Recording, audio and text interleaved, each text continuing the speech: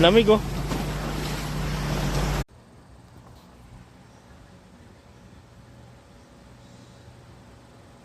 Parang probinsya lang ang likuran ng bahay namin.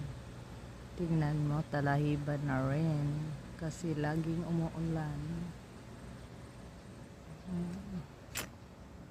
Nakaka-relax tingnan, green.